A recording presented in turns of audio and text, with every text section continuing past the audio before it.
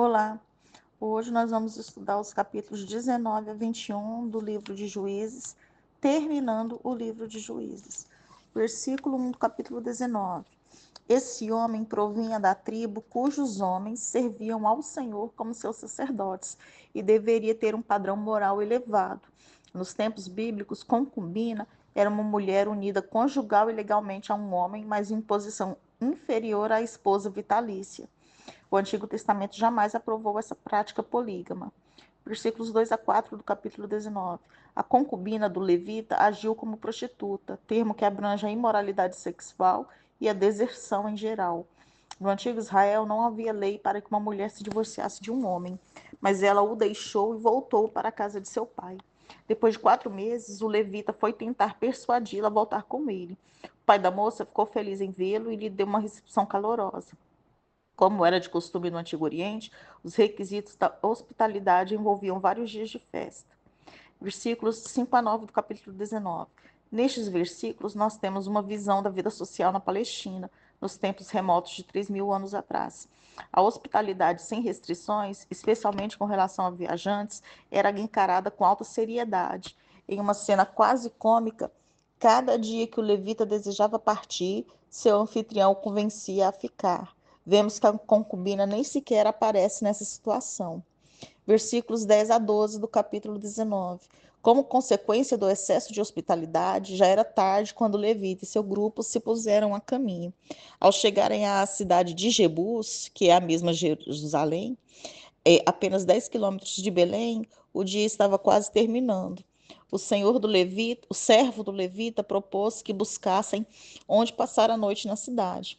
Naquele tempo, Jerusalém era comandada pelos jebuseus, ainda estava nas mãos dos jebuseus, e o levita estava relutante em procurar a hospitalidade de não israelitas. O medo do levita é duplamente irônico. Primeiro, se os israelitas tivessem ido adiante com a conquista da terra no início, Jerusalém já estaria no domínio de Israel. Segundo, o tratamento que eles receberiam de seus companheiros israelitas em Gibeá seria bem pior do que tudo que pudessem ter esperado dos jebuseus. Versículos 13 a 15 do capítulo 19. Gibeá ficava a uns 7 quilômetros de Jerusalém e era habitada pela tribo de Benjamim. O levita e seu grupo se sentaram na praça da cidade para demonstrar que precisavam de hospitalidade. Nós falamos antes sobre a importância da hospitalidade a viajantes e o levita e seu grupo não encontravam quem oferecesse abrigo. Versículos 16 a 21 do capítulo 19. Um homem idoso voltava do trabalho e ele era da tribo de Efraim, só morava em Gibeá, o que talvez explique sua hospitalidade. A insistência do homem em que não ficassem na rua e fossem para a sua casa sugere que ele sabia que as coisas não eram como deveria ser em Gibeá. A rua dentro dos muros da cidade deveria ser um local seguro. Versículos 22 a 24 do capítulo 19. A cena da hospitalidade pacífica é destruída com a chegada de homens malignos, pervertidos.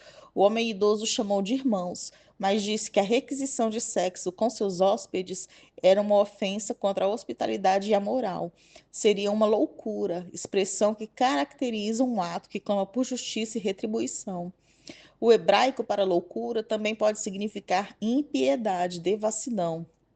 A alternativa proposta pelo homem idoso foi igualmente detestável, pois o hospedeiro ofereceu a sua filha para proteger o levita. Versículos 25 a 28 do capítulo 19. A narrativa é muito parecida com o que aconteceu em Sodoma, porém, no lugar de serem pagãos querendo fazer sexo à força com os homens, agora eram os próprios israelitas. Como se nada tivesse acontecido, o levita dormiu, acordou de manhã e abriu a porta da casa. Versículos 29 a 30 do capítulo 19. A ação do levita vai contra o respeito normal demonstrado para com um corpo morto em Israel, despedaçando-o como se fosse a carcaça de um animal e enviando os pedaços às 12 tribos de Israel como uma convocação para a guerra. Todos que viram a horrível mensagem concordaram que tal ultraje exigia uma resposta. Em 1 Samuel 11, versículo 7, Saul cortou um par de bois e distribuiu as partes entre as tribos. Assim, especula-se que no ato do levita e também no de Saul havia uma maldição implícita para quem não atendesse à convocação. Agora nós vamos estudar o capítulo 20, versículos 1 a 3 do capítulo 20. Dan e Berseba eram as extremidades do norte e do sul de Israel, e a expressão era usada para fazer referência à nação inteira. Pela primeira vez após a morte de Josué, Israel agiu unido, mas o propósito era guerrear contra seus irmãos. Até as tribos da Transjordânia compareceram. O encontro das tribos se deu em Mispa, ou Mispá, na fronteira entre Benjamim e Efraim. A tribo de Benjamim não participou. Versículos 4 e 7 do capítulo 20. O levita omite os pormenores de como a concubina tinha sido oferecida, dando à Assembleia sua própria versão dos fatos, omitindo o que pudesse dar uma má impressão de si mesmo. Após seu relato, todo o povo decidiu agir em conjunto contra Gibeá. Versículo 8 do capítulo 20. Os israelitas prestaram juramento no sentido de levar o caso até as últimas consequências. Versículos 12 a 17 do capítulo 20. Antes de engajar na guerra, os israelitas enviaram mensageiros aos benjamitas, pedindo que eles lhes entregassem os culpados. Mas a tribo de Benjamim estava mais preocupada com a solidariedade tribal do que com a justiça e a solidariedade para a nação. Desta forma, ignoraram o pedido. Consequentemente, em vez de ter um conflito entre Israel e Gibeá, o conflito foi entre Israel e Benjamim. Versículo 18 a 21 do capítulo 20. A arca do Senhor e o sacerdote com a estola sacerdotal estavam em Betel nesses tempos, por isso conseguiram consultar o Senhor. Não perguntaram a Deus se deveria ou não lutar contra Benjamim, apenas qual deveria ser a tribo a ir primeiro, ao que o Senhor respondeu que era a tribo de Judá. É possível que Israel tenha perdido a primeira batalha contra os benjamitas por confiarem em sua superioridade numérica, no lugar de confiar em Deus. Versículos 22 a 25 do capítulo 20. Israel insistiu no conflito, buscando o Senhor novamente, e choraram diante dele. Pediram uma confirmação do que iriam fazer, se deveriam entrar novamente em batalha contra a tribo de Benjamim, e o Senhor respondeu afirmativamente. Porém, Israel foi derrotado mais uma vez. Versículos 26 a 28 do capítulo 20. Pela terceira vez Israel foi ao Senhor, mas dessa vez, além de chorar, eles jejuaram e fizeram ofertas, reconhecendo que seu relacionamento de pacto com Deus estava quebrado e precisava ser restaurado. O fato de Finéias ser o sumo sacerdote faz crer que esses eventos aconteceram no período cronológico do início de Juízes. O Senhor respondeu que entregaria Benjamim nas mãos dos israelitas. Versículos 29 a 35 do capítulo 20. Com uma tática parecida com a de Josué quando atacou Ai pela segunda vez, os israelitas prepararam uma emboscada dividindo suas forças, depois atacando Benjamim de frente e simulando uma retirada para atrair os benjamitas para longe da cidade. Os benjamitas caíram na armadilha e ficaram presos entre duas frentes de batalha. Versículos 36 a 41 do capítulo 20. A emboscada em Gibeá foi um sucesso total. Todos os habitantes da cidade foram mortos à espada. Gibeá foi destruída provavelmente no século XII e reerguida por Saul. Versículos 42 a 48 do capítulo 20. Os benjamitas derrotados fugiram para leste, em direção ao deserto. A tribo perdeu 25 mil homens e ficou um remanescente de 600 homens que se esconderam em diversas cavernas da região. A tribo de Benjamim foi destruída quase por completo. Agora nós vamos estudar o capítulo 21. Dos versículos 1 a 9 do capítulo 21, todas as tribos haviam jurado que suas filhas não se casariam com homens da tribo de Benjamim. Como as mulheres benjamitas morreram e sobraram apenas 600 homens da tribo, Israel se preocupou com o desaparecimento de uma das tribos de Israel.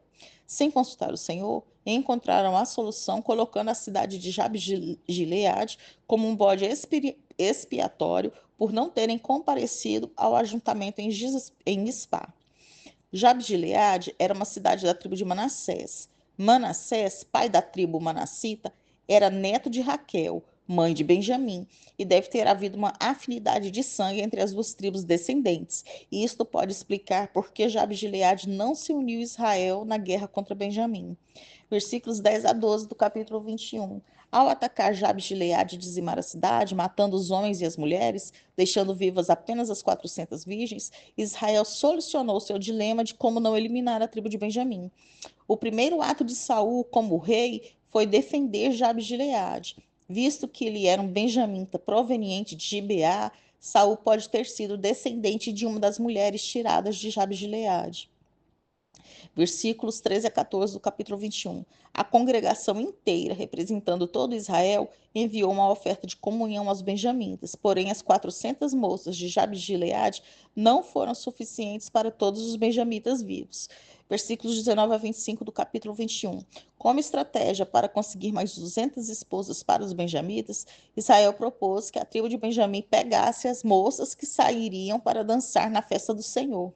Não há indicação de qual das festas